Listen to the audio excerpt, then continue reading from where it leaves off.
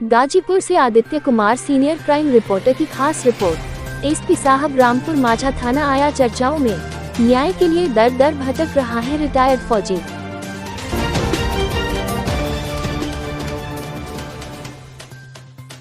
Ex army man होने की वजह से पुलिस हमसे शराब की बोतल की करती है डिमांड। पीड़ित फौजी ने लगाया रामपुर माझा थाना पर अनदेखी का आरोप। उत्तर प्रदेश के मुखिया जहां बेहतर पुलिसिंग के लिए लगातार अधिकारियों को निर्देशित कर रहे हैं, वहीं प्रत्येक जनपद के पुलिस अधीक्षक अपने थानाध्यक्षों को थानों में आए फरियादियों के साथ अच्छे व्यवहार करने व उनकी परेशानियों को सुनने पर बल दे रहे हैं। वहीं देवकली ब्लॉक के नारी पंचदेवरा मल्हा टोला निवासी सीआरपीएफ रिटायर्ड जगदीश यादव न्याय के लिए दर दर भटक रहे हैं। रिटायर्ड सीआरपीएफ जवान ने पुलिस पर गंभीर आरोप लगाते हुए बताया कि हमारे साथ हुई अभद्रता गाली गलौज की फरियाद लेकर रामपुर माझा थाने पहुंचा है तो हमें मदद का आश्वासन देकर भेज दिया जाता है, परंतु दूसरे दिन जब पुलिसकर्मी हमारे यहां पहुंचते हैं तो हमारी परेशानियों को हल करने की बजाय एक्स आर्मी मैन होने की वजह से हमसे शराब की बोतल की डिमांड करते हैं और कहते हैं अगले दिन थाने आ जाना, तुम्हारी FIR दर्ज होगी। उन्होंने बताया कि अगले दिन हमारे उपस्थानीय थाने के द्वारा समझौते का प्रेषण किया जाता है और FIR दर्ज नहीं की जाती।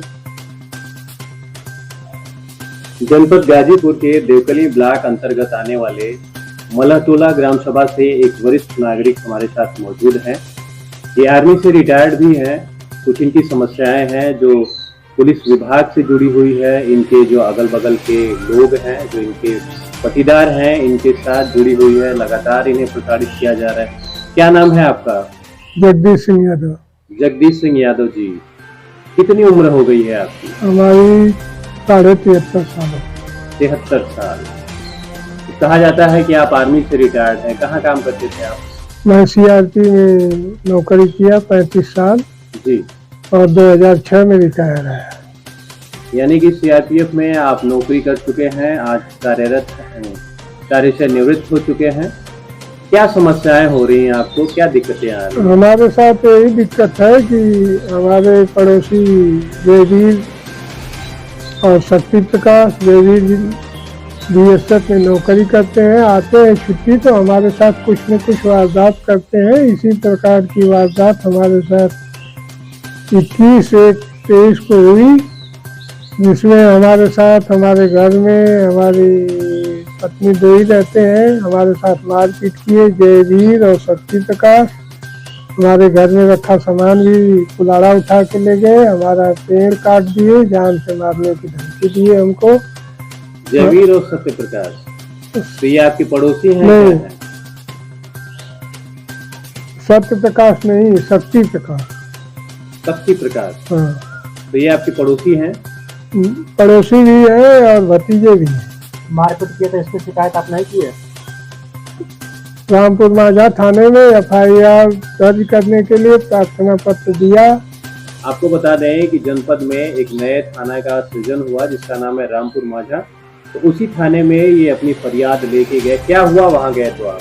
वहाँ गया तो बोले कि पुलिस पार्टी भेजूंगा, थानाध्यक्ष महोदय बोले। उस दिन पुलिस पार्टी नहीं आई। दूसरे दिन भर बैठा रहा, शाम को पुलिस पार्टी आई और उनके साथ ही मैं भी आया और मौके पर देखे जयवीर और शक्ति प्रकाश भाग गए और एक आदमी और राम वृक्ष का कुछ था, उनके यहाँ गए थे पुलिस। एक सब इंस्पेक्टर थे, एक हवलदार ने हमारे से शराब की बोतल के लिए कहा, आप रिटायर आदमी है, बोतल मिलती होगी। मैं बोला मैं इस्तेमाल नहीं करता हूँ। तो ये पुलिस वाले ने आपसे बोला कि आप रिटायर्ड हैं आर्मी के, आपके पास बोतल मिल।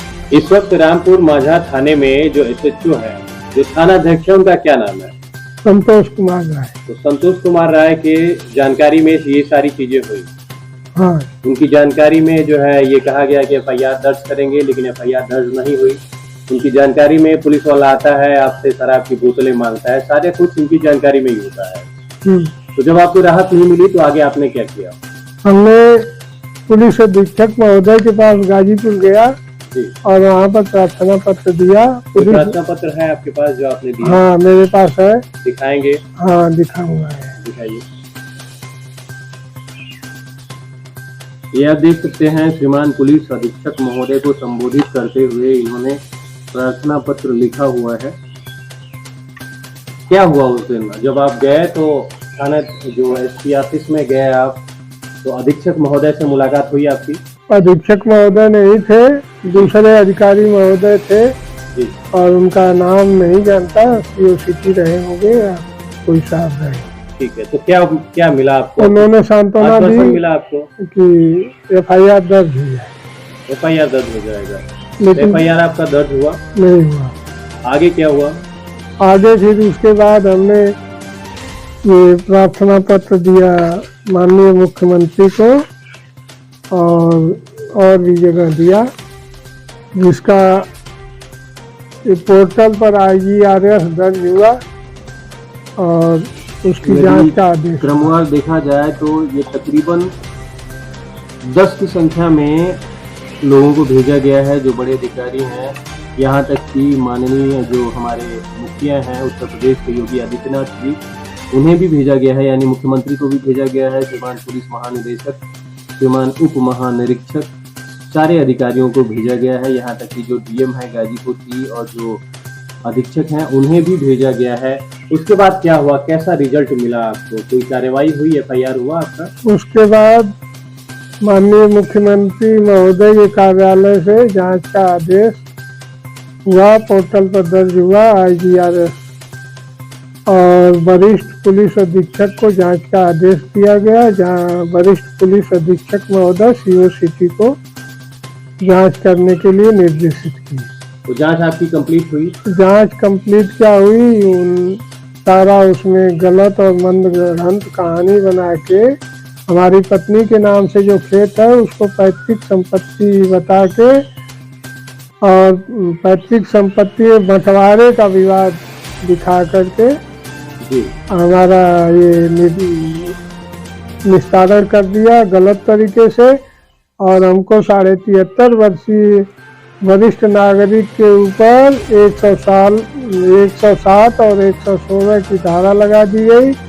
उसके बाद थाना की तरफ से चीता पार्टी आई 14 मार्च को और हमको कही कि SDM साहब के यहाँ जाके जमानत करा लो, नहीं तो गिरफ्तार करके जेल भेजा जाएगा और जुर्माना भी होगा।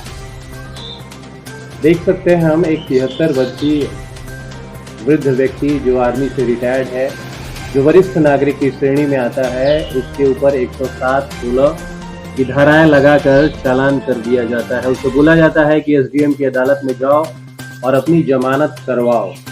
हम देख सकते हैं कि जो IGRS है, IGRS एक नागरिक बड़ी उम्मीदों के साथ करता है, ताकि IGRS करेगा तो उसकी बातें, उसकी जो ग्रीवांसेस हैं वो मुख्यमंत्री तक पहुंचेगी और उसका सही तरीके से निस्तारण होगा। लेकिन जो क्षेत्रीय थाने होते हैं वो इन IGRS का भी निस्तारण अपने तरीके से करते हैं, उन लोगों के पक्ष में करते हैं जो लोग प्रभावित होते हैं, जो लोग प्रभावी होते हैं, थाना में उनका प्रभाव होता है, उनके अनुसार भी IGRS का रिपोर्ट दी जाती है और इस तरीके के वृद्ध व्यक्ति के ऊपर 107-16 की जो कार्यवाही है वो सुनिश्चित कर देते हैं। आप जरा सोचिए, जो महानिदेशक हैं, जो निदेशक हैं, जो DGP महोदय हैं, आप लोग भी जरा ध्यान दीजिए, इस व्यक्ति से समाज में किस तरह की घटनाएं ये कर सकते हैं, किस तरीके का दोष इनके ऊपर लगाया जा रहा है। आखिर ये कौन सी ऐसी परिस्थितियां उत्पन्न कर देंगे जिसमें समाज में अराजकता फैल सकती है। हमें ऐसा नहीं लगता, यदि थानाध्यक्ष को ऐसा लगता है तो इनके ऊपर FIR दर्ज करें, इन्हें जेल भेजें। अन्यथा ऐसा नहीं लगता है तो थानाध्यक्ष खुद अपनी गलतियों को स्वीकार करें और इनकी जो FIR है उसे दर्ज करें। IGRS की रिपोर्ट आने के बाद जब कोई भी संतोषजनक कार्यवाही इनके पक्ष में नहीं होती है तो ये एक बार फिर से SDM सैदपुर के यहाँ जाते हैं, जो तहसील दिवस लगती है 18 तारीख, इसी महीने की 18 तारीख को तहसील दिवस लगी थी, यानी शनिवार का दिन था। ये वहाँ पहुंचे थे, गए थे आप? मैं तहसील दिवस में गया था जी। लेकिन वहाँ पर यह समस्या है कि जो आदमी गंभीर मामला लेकर जाता है और किसी सरकारी अधिकारी या कर्मचारी के ऊपर कोई आरोप रहता है तो उसकी रजिस्टर में एंट्री नहीं होती है। आप सुन सकते हैं, आप सभी लोग सुन सकते हैं, एक बड़ा आरोप है, आरोप कहें या वास्तविकता कहें, यदि आपका जो प्रकरण है वो काफी गंभीर है। किसी सरकारी कर्मचारी के ऊपर, अधिकारी के ऊपर यदि आरोप आप लगा रहे हैं तो ये आपका पोर्टल पे दर्ज नहीं होगा। जो रजिस्टर है जो उनमें दर्ज नहीं किया जाता है। फिर क्या हुआ? तो वहाँ जो बैठे थे लोग दर्ज करने के लिए, वो बोले आपका दर्ज नहीं होगा, हमको ऊपर से आदेश है जी। आपका हम बाई हैंड लेके चलेंगे। तो तहसीलदार मैडम के पास लेके गए, हमारा सेकंड का फोटो स्टेट कापी हमको वापस दे दिए, उनको दिए।